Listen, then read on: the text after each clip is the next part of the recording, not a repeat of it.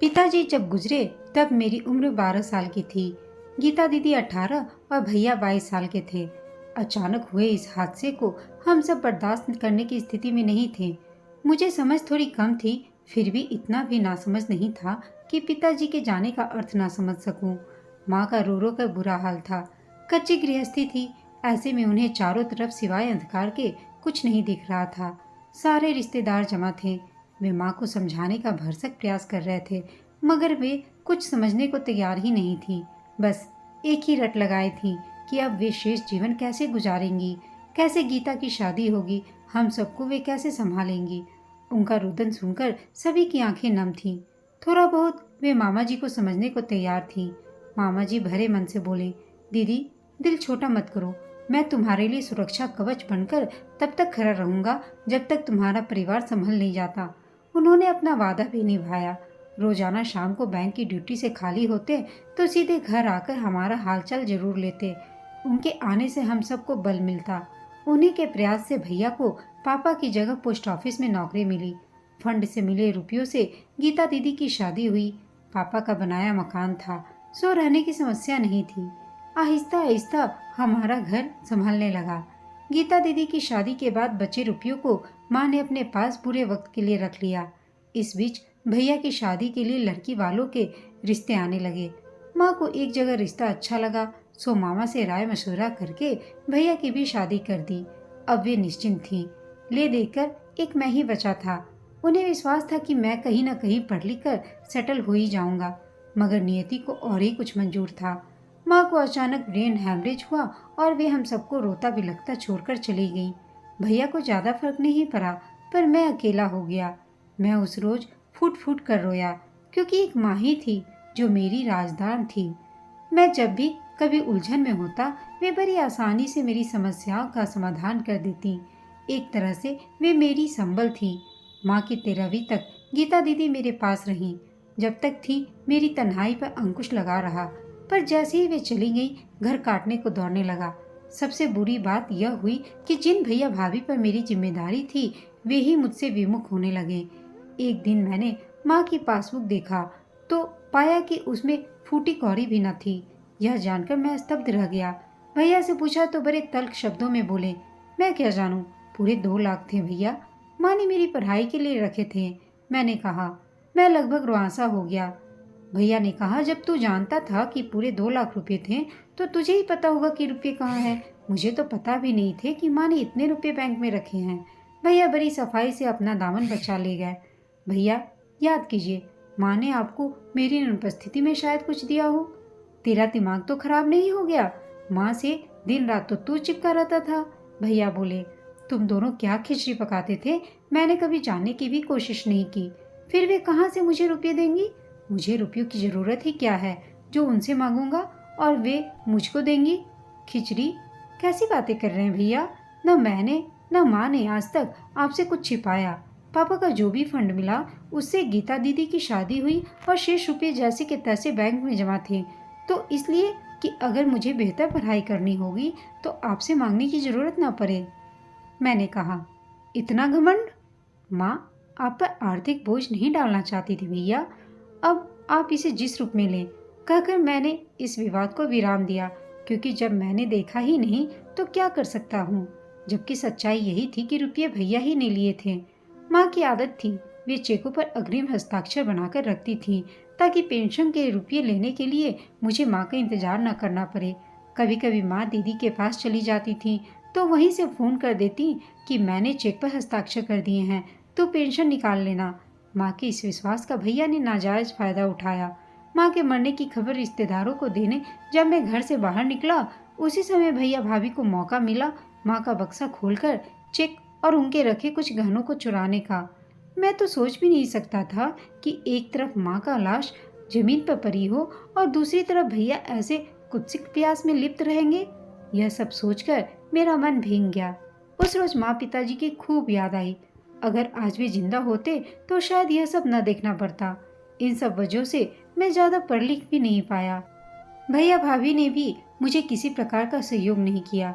वे मेरे साथ बेगानों की तरह व्यवहार करते। आखिरकार जब मेरी पढ़ाई रुक गई तो मैंने एक अस्पताल में वार्ड बॉय की नौकरी कर ली।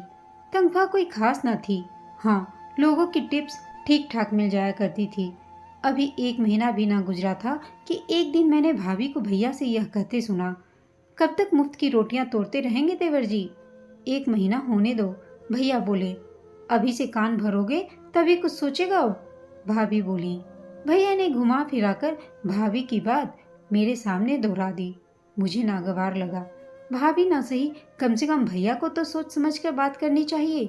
एक तो मेरी पढ़ाई बीच में छूट गई, दूसरे नौकरी लगे जुम्मा जुम्मा 4 दिन हुए और घर खर्च का ताना देने लगे मुझे। अस्पताल से लौटने में कभी कभी मुझे देर हो जाया करती थी।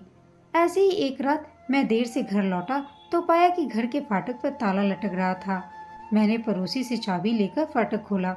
कमरे की चाबी भैया एक खास जगह कर जाते थे, जिसका सिर्फ मुझे पता था। वहां से चाबी लेकर मैंने कमरा खोला। बहुत भूख लगी थी। रसोई में जाकर बर्तन उल्टा पुल्टा करके देखे, खाने के लिए कुछ न मिला। खिन्न मन से भैया को फोन लगाया तो पता चला कि वे ससुराल में हैं। अगले दिन दशहरा था, सो मनाकर ही लौटेंगे। मैंने स्वयं रोटी बनानी चाहिए। जैसे ही गैस जलाई, कुछ सेकंड जली फिर बंद हो गई। रात 12 बज गए। अब इतनी रात मुझे बाहर भी कुछ खाने को मिलने वाला नहीं था। ऐसा ही था तो भैया मुझे फोन कर देते, मैं बाहर ही खा पी कर आ जाता। खुद तो ससुराल में दावत उड़ा रहे हैं और मुझे यहाँ भूखा मरने के लिए छोड़ गए। यह सोचकर मुझे तीव्र क्रोध आया। वहीं अपने हाल पर रोना भी आया। भैया को मुझसे क्या अदावत है जो इतना दुराव कर रहे हैं? भाभी ही उनकी सब कुछ है, मैं क्या कुछ नहीं? अगर इतना ही है तो साफ साफ कह देते, मैं अपना खाना खुद बना लूंगा। भाभी ने अगले दिन सुना तो तुनक कर बोली, यह तो अच्छी बात हुई। 6 महीने से हमारा खा रहे थे, अब जब कमाने लगे हैं तो अलग गुजारे की बात करने लगे। अलग गुजारे के लिए आप लोगों ने ही विवश किया है भाभी। वैसे भी 6 महीना खिलाकर कोई एहसान नहीं किया। 2 लाख रुपए थे माँ के खाते में, जिसे आप लोगों ने छल से निकाल लिया। मैंने भी कहने में कोई कसर न छोड़ी। अब जब अलग रहना ही है तो मन की भड़ास निकालना ही मुझे उचित लगा। बेशर्म, हम लोगों पर इस तरह इल्जाम लगाते हुए तुझे शर्म नहीं आती? भैया चीखे। हकीकत है भैया, आज वह रुपया होता तो मुझे अपनी पढ़ाई बीच में छोड़कर अस्पताल की मामूली नौकरी न करनी पड़ती। तो क्या कलेक्टरी करते? कलेक्टरी नहीं करता, मगर ढंग से नौकरी तो करता भैया।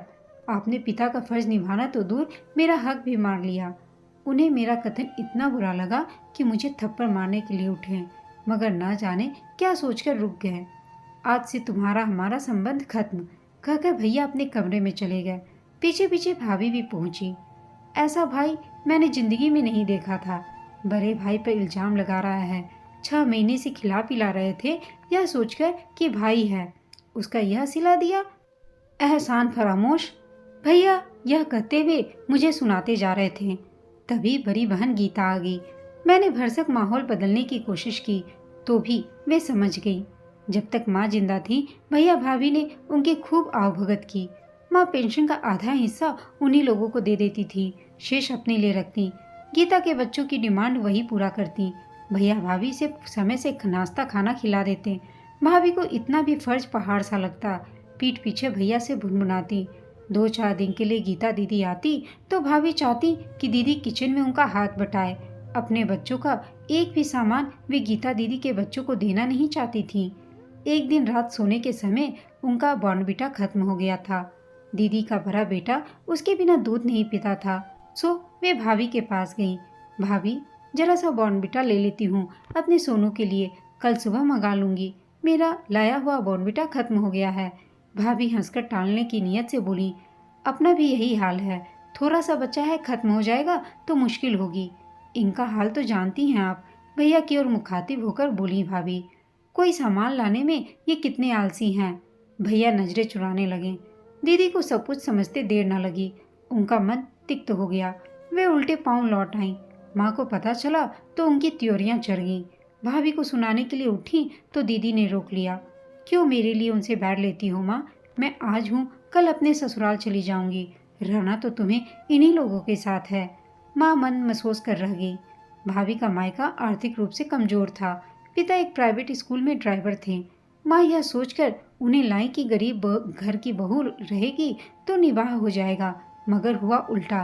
कुछ न देखने वाली भाभी को जब सरकारी नौकरी वाला आर्थिक रूप से संपन्न पति मिला तो वे स्वार्थी और अहंकारी हो गई। उन्हें लगा कि अब उन्हें किसी की जरूरत नहीं। मायके से उन्हें शह मिलती। उनकी माँ चाहती कि किसी तरह उनके बेटी दामाद अपना अचल हिस्सा लेकर स्वतंत्र गृहस्थी बसाएं। माँ के मरने के बाद भरसक उनका यही प्रयास रहा कि किसी तरह मैं इस मकान का अपना हिस्सा उन्हें बेच दूं। मैंने मन बना लिया था कि चाहे वे जो भी कर ले, मैं पिताजी की अमानत नहीं छोड़ूंगा। मुझे मानसिक रूप से प्रताड़ित करने के पीछे उनकी यही मंशा थी। इस प्रताड़ना से बचने के लिए जब मुझे तनख्वाह मिलने लगी तो उनके यहाँ खाना छोड़ दिया। यह भी उन्हें बर्दाश्त न हुआ। कभी बिजली तो कभी मकान के टैक्स के नाम पर वे मुझे जब तक परेशान करती। एक दिन मुझसे रहा ना गया। बोला, भाभी सबसे ज़्यादा बिजली आप खर्च करती हैं। टीवी, फ्रिज, इन्वर्टर, प्रेस सभी आपके पास है, आप भी खरीद लीजिए। मैंने मना तो नहीं किया है देवर जी। उनके वाणी में व्यंग का पुट था। मगर बिजली का बिल आधा आपको देना ही होगा। आधा क्यों भाभी? कनेक्शन पिताजी के नाम पर है, घर की आधी हिस्सेदारी आपकी भी बनती है, तो बिल भी तो आधा देना होगा आपको। अच्छा तर्क है भाभी आपका। बराबर क्यों? मैं उखरा। आप ज़्यादा खर्च करेंगी तो ज़्यादा देंगी, खर्च करूँगा तो कम दूंगा। मैं सिर्फ एक 15 वाट का CFL और एक पंखे का इस्तेमाल करता हूँ। उन्हें मेरा तर्क नागवार लगा। तुनक कर भैया के पास गई। भैया चुपचाप सुन रहे थे। मुझे अस्पताल की जल्दी थी, सो जल्दी जल्दी कपड़े पहनकर निकल गया। मेरे जाने के बाद दोनों के बीच जो भी खुसुर फुसुर हुई हो मुझे पता नहीं। हाँ, 2 दिनों बाद भैया ने मुझे अपना फैसला सुनाया। उन्होंने कहा, मैं रोज रोज की किचकिच से उब चुका हूँ, बेहतर होगा हम इस मकान को बेचकर अलग हो जाएं। यह सुनकर मैं सन्न रह गया। मुझे सपने में भी भान नहीं था कि भैया पिताजी की विरासत के प्रति इस कदर निर्मम होंगे। आदमी जानवर पालता है तो उससे भी मोह हो जाता है। यहाँ तो पिताजी के सपनों का आशियाना था। इससे कितनी यादें हम लोगों की जुड़ी थीं। कितने कष्टों को झेलकर उन्होंने यह मकान बनवाया था। किराए के मकान में रहकर उन्होंने बहुत परेशानी झेली थी। 10 किराएदारों के बीच सुबह 4 बजे ही मम्मी पापा को उठना पड़ता था ताकि सबसे पहले पानी भर सकें। साझा बाथरूम, अलग सिर दर्द था। चील कौवों को पानी देने वाला समाज व्यवहार में भैया जैसा ही होता है। लिहाजा मैंने मन मारकर उनके फैसले पर मुहर लगा दी। मकान बिकने के बाद भैया ने दीदी को फूटी कौड़ी भी न दी। मामा ने मुझे सलाह दी कि अगर बड़े भैया गैर जिम्मेदार हो गए हैं तो तुम अपनी जिम्मेदारी निभाओ। उन्हीं के कहने पर मैंने 50,000 रुपये दीदी को पापा के हक के नाम पर कर दिए। उन्होंने भरसक मना किया, यहाँ तक कि रिश्तों की कसम देने की कोशिश भी की दीदी ने, मगर मैं भी टस से मस नहीं हुआ। जीजाजी थोड़े रुष्ट हुए, कहने लगे, किस चीज़ की हमारे पास कमी है? उस धन पर तुम दोनों भाइयों का ही हक है। भले ही उन्होंने मना किया, पर मैं ससुराल वालों की मानसिकता को जानता था। पीठ पीछे सास ससुर जरूर ताना मारते। थोड़े रुपयों के लिए मैं नहीं चाहता था कि उनका सिर नीचा हो। मैं एक किराए के मकान में रहने लगा। वक्त ने मुझे काफ़ी कुछ सिखा दिया। दीदी के प्रयासों से मेरी शादी भी हो गई। मेरी शादी में भैया की तरफ से कोई नहीं आया। मैंने भी मनुहार नहीं की। जब उन्हें अपने फर्ज की याद नहीं रही तो मैं क्यों पहल करूं? 10 साल गुजर गए। इस बीच भैया भाभी का थोड़ा बहुत हालचाल अन्य स्रोतों से मिलता रहा। एक लड़की पहले से ही थी, 2 और हो गई। वे 3 बच्चियों के पिता बन गए। शायद यही वजह रही हो जो उन्हें शराब की लत लग गई। लड़कियों को पढ़ा लिखा कर आत्मनिर्भर बनाने की जगह जिम्मेदारियों से भागने का उनका यह तरीका मुझे कायराना लगा। एक दिन दीदी से खबर लगी कि उनकी हालत बेहद खराब है, वे अस्पताल में भर्ती हैं। मैं सब परिवार उन्हें देखने गया। भाभी ने हमें खास तवज्जो नहीं दी, उल्टे उलाहना देने लगी कि इस संकट की घड़ी में किसी ने साथ नहीं दिया। चाहता तो मैं भी कह सकता था कि आपने कौन सा रिश्ता निभाया। कभी कभार दीदी उनसे मिलने जाती तो इनका मुंह टेढ़ा ही रहता। भैया किसी तरह ठीक ठाक हुए, इस चेतावनी के साथ कि अगर उन्होंने शराब नहीं छोड़ी तो निश्चय ही उनका गुर्दा खराब हो सकता है, फिर उन्हें कोई भी नहीं बचा पाएगा। भाभी सहम गई। वे इस कदर कमजोर हो गए थे कि ठीक से उठ बैठ नहीं सकते थे। ऑफिस कहने के लिए जाते, उनसे कोई काम हो नहीं पाता था। पीने की लत अभी भी नहीं छूटी थी।